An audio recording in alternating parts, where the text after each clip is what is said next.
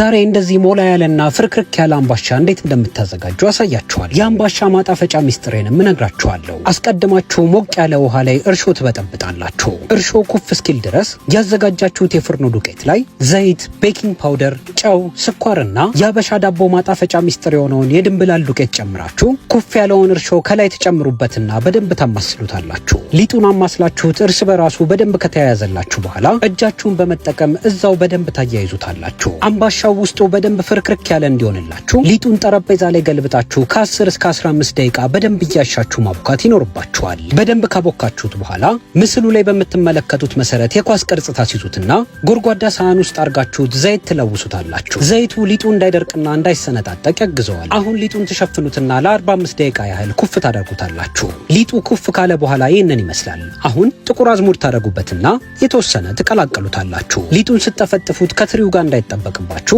ትሪውን ዘይት ትለውሱትና ሊጡን መልሳችሁ የኳስ ቅርጽ አስይዛችሁት ትሪው ላይ አስቀምጣችሁ ምስሉ ላይ በምትመለከቱት መሰረት በደንብ አርጋችሁ ትለጥጡታላችሁ። አሁን ቢላ በመጠቀም ትሸልሙታላችሁ። ሊጡን ስትሸልሙ ከባህላዊ መንገዱ በተጨማሪ በራሳችሁ ፈጠራ በተለያየ መልኩ ቅርጽ ማስያዝ ትችላላችሁ። ሊጡን በፈለጋችሁት መንገድ ከሸለማችሁት በኋላ የመጋገሪያ ትሪ ላይ የመጋገሪያ ወረቀት ትዘረጉና ሊጡን ምስሉ ላይ በምትመለከቱት መሰረት በጥንቃቄ ትገለብጡታላችሁ። በቤት ውስጥ የመጋገሪያ ወረቀት ከሌላችሁ የመጋገሪያ ትሪያችሁን ዘይት በደንብ ለውሱ። አሁን ምድጃ ውስጥ የላይኛውንም የታችኛውንም ታበሩና በ200 ዲግሪ ሴንቲግሬድ ለ25 ደቂቃ ያህል በደንብ አርጋችሁ ትጠብሱታላችሁ። አምባሻው ከበሰለ በኋላ ይህንን ይመስላል። በመለኛ ገጽ ሌላ እንድናሳያችሁ የምትፈልጉት ማንኛውም የምግብ አይነት ካለ አስተያየት መጻፊያው ላይ ጻፉልን።